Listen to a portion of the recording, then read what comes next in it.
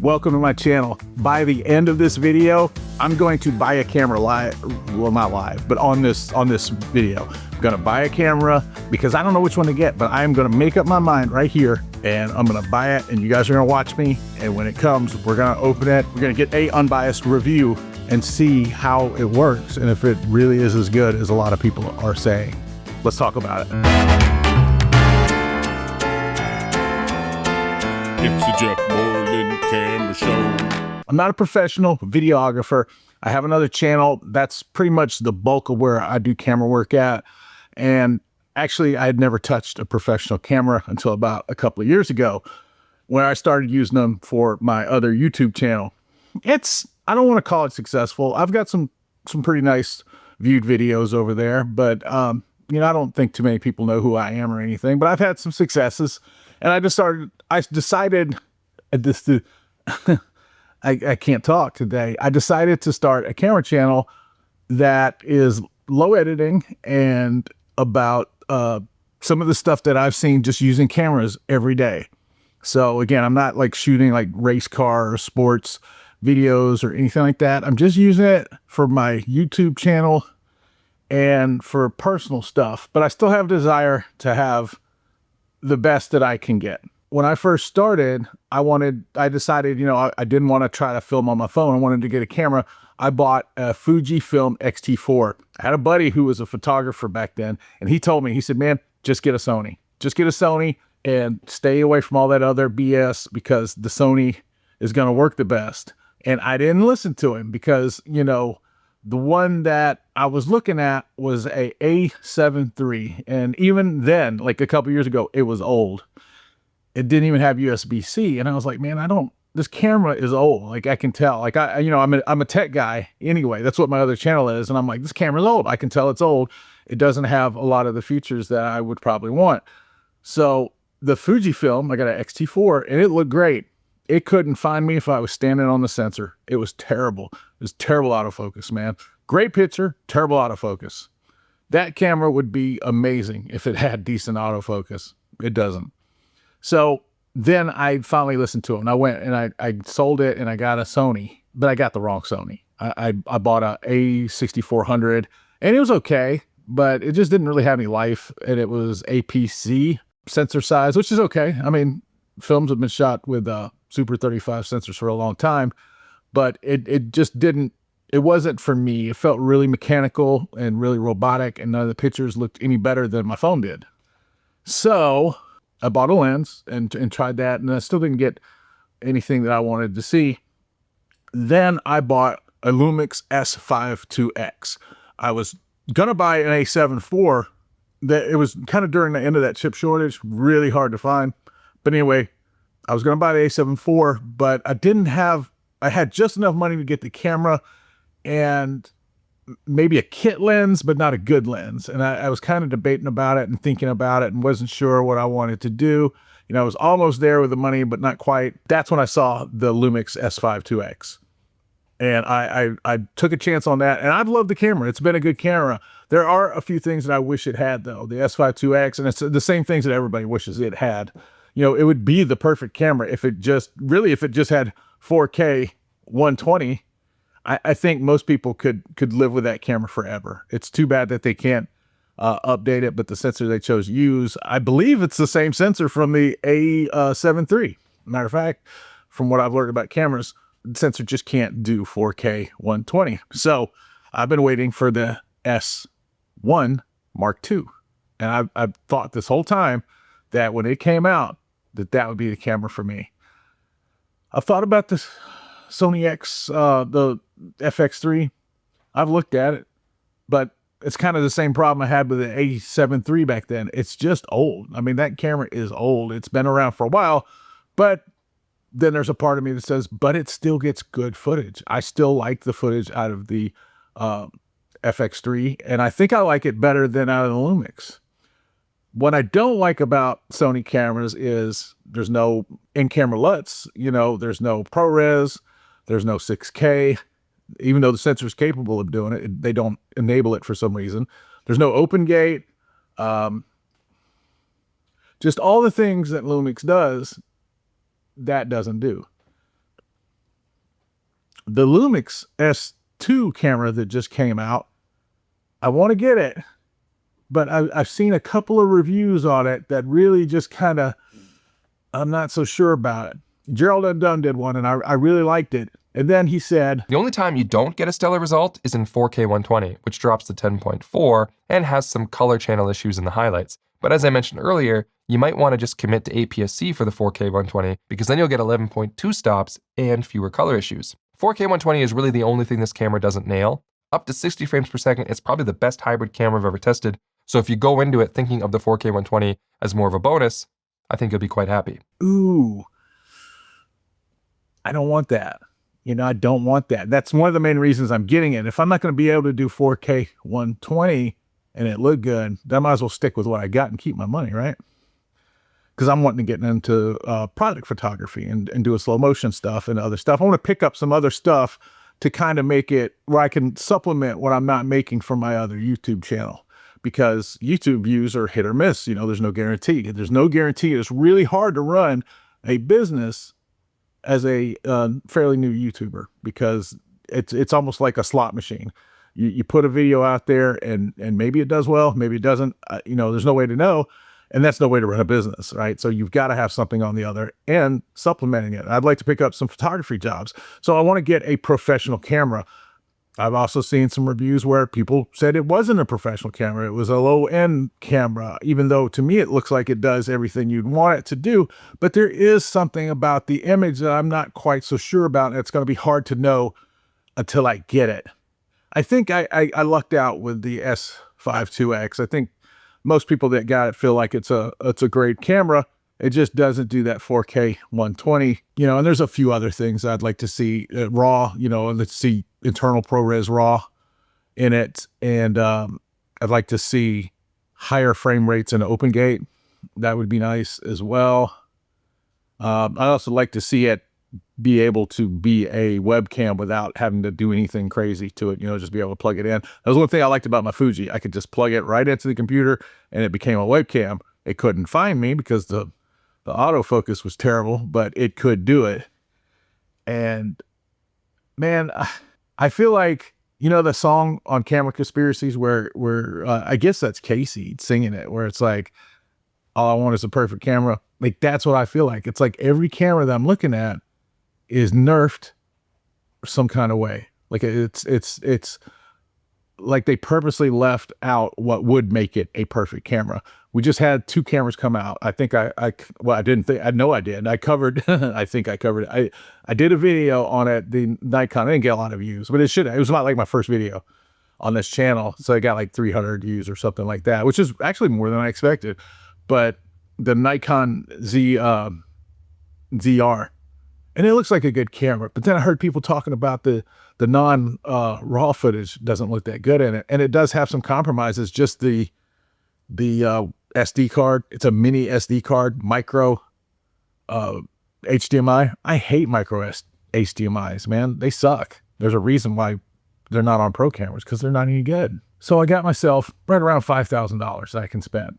And I'm kind of stuck between these two kind of thought processes.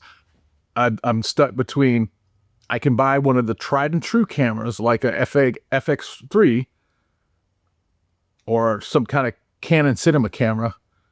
And, I'll have my audio, my top panel, all that stuff. And maybe even have, if I get a used one, I may even can afford a lens for it, which if I get anything different than Lumix, I'm going to have to buy a lens, which of course I'll have these Lumix cameras to sell and that'll do it. But I can get one of those tried and true cameras that don't do ProRes, which right now I work in a ProRes workflow because I'm running Mac computers and they just do it better. And I guess, that's what people say. I don't know if I really noticed a difference. The main computer I edit on is a Mac Studio Ultra, like the M1 Ultra, and it's the 64 gigabytes of RAM one. So there's not really much that ever stops that computer. It's an older M1, but it's still an M1. I know they have like an M4, the M3 Ultra now, but the ProRes footage, I am able to edit even with like my M1 Max laptop, and I even have a regular just M1 chip Air that is able to do some light editing as well. So I feel pretty good about the ProRes. But I could go to one of those like Sony or Canon cameras, and it's tried and true. Very little crop on the 4K 120. Maybe that works. I know I don't want to say I like the Sony colors because I don't, but I've seen them, you know, after processing look good after editing and stuff. Do the S2 or S1 Mark II, the S1 Mark II, it really has everything I want. But Gerald Undone said that you may just want to put it in APC mode to do 4K 120, but I don't want that. You know, I want full frame 4K 120. What's so wrong about wanting that? I don't want to put it in APC mode. If I was going to do that, then, you know, I probably just wouldn't buy it. Also, you know, some people are saying it overheats. I don't think it'll overheat for me because I use a SSD to record to, and I'm in a studio, which is another thing. I'm in a studio, so I don't really need like IBIS. So I could go with some other cameras, you know, like the Nikon, the Canon, though the new Canon, the C50 doesn't have IBIS. Like that would be fine, the Canon C50. But there's a couple problems with that camera as well. One thing is Canon's lenses, I don't have any, and they're super expensive, and they're the only ones that make them. And here's the thing too, and I know there's going to be people that comment and say, oh, you can wait this and that, but those cameras are not out yet, you know, and they're not going to be out until who knows when. They're thinking, I think December or something. I think the Nikon's going to be out in October, but there is no guarantee that that's going to happen. You got to think about that when you order this stuff, that if you need a camera now or you want it now or whatever, that there's no guarantee that those things are going to be out. And I don't really want to put up that kind of money and wait until December to get a camera. There's no reason why I really couldn't, but I don't want to. I don't want to spend that kind of money and have to wait. And I think that's fair. You know, I don't think that companies should ask people to do that. They used to not do that. And then as we get further and further along, they seem to want to get pre-sales, pre-orders, pre-sales. And it's almost like we're financing their next venture before they even do it. So it's safe for them. You know, I don't want to do that because maybe on day one, you know, I'd like to see how some other people react before I go, because, you know, I'm not making money with these. And I know, again, there'll be some people in the comments saying, well, you're not making money, so you don't need that kind of camera. But, you know, I want that kind of camera. And I know I'm not alone because I see everybody in all these camera video comments, all the YouTube video comments. I see people in there. I know I'm not alone with that. And I do, like I said, I do want to start picking up more pro work. I just don't want to wait that long. And I don't want to really be the first person to get a, you know, a new camera. What do you guys think, man? What should I do? I could get it, you know, then I thought, well, maybe you should get like the Pixis 12K. I don't think I really need 12K, but you know, people need what they need. I do like punching in on stuff, and I do like having that resolution. It's one of the things I like about the 6K on the S5IIX is being able to punch in, and I can punch in to a point where it's not as good anymore. So I just wonder, would a 12K be better, you know, for punching in? I wouldn't record everything in 12K, but some things I probably would.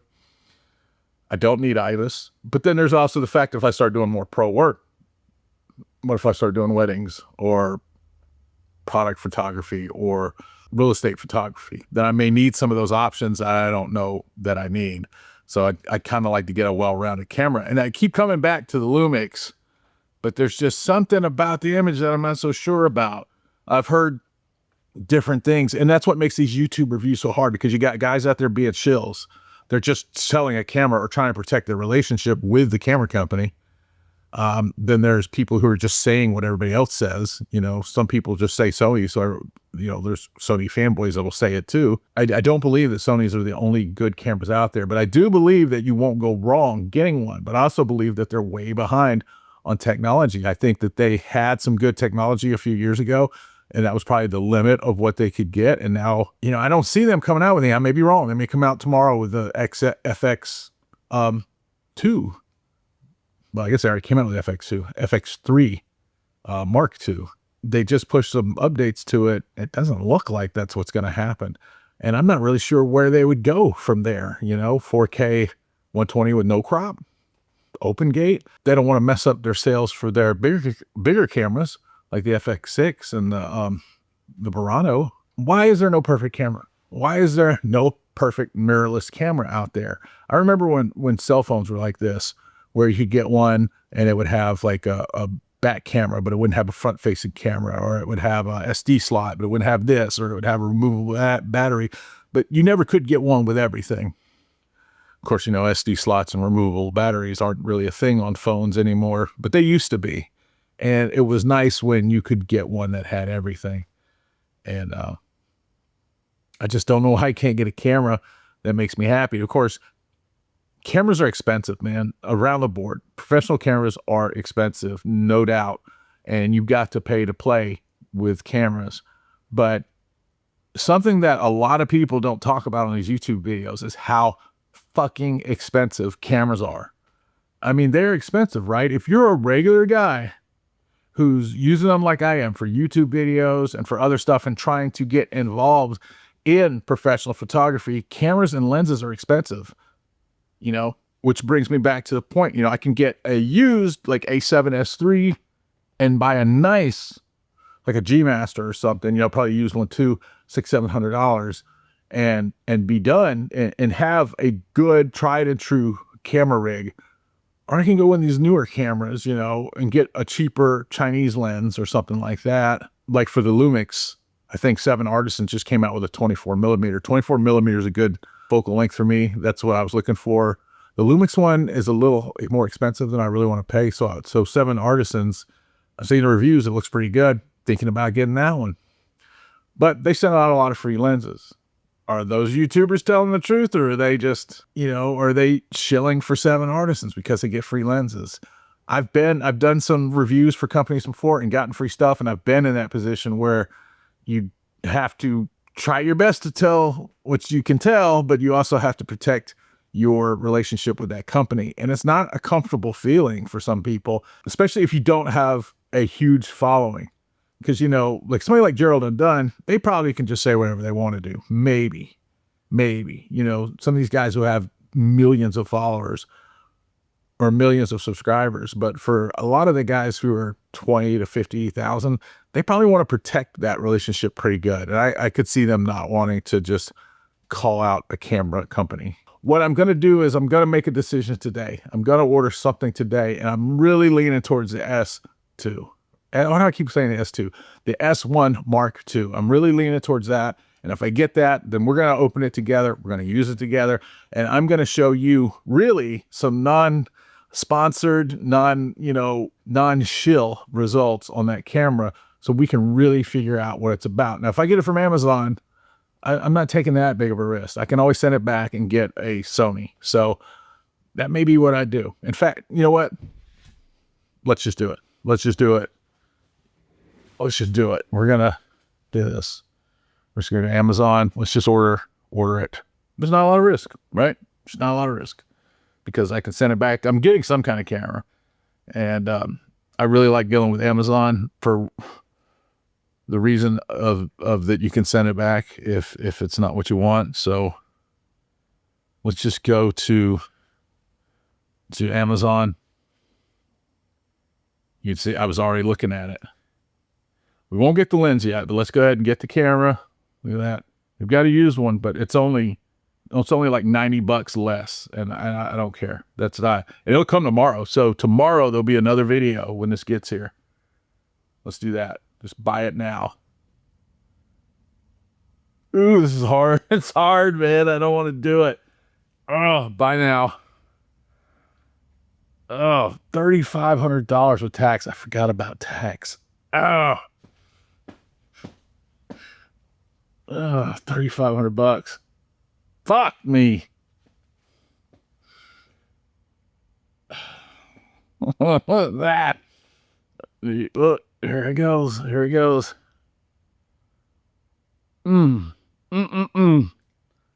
Fuck. All right, I did it. So tomorrow, unless Amazon messes up, there'll be a new video with the S2. What do you guys think? Did I mess up? Let me know in the comments. Like, subscribe, help a brother out.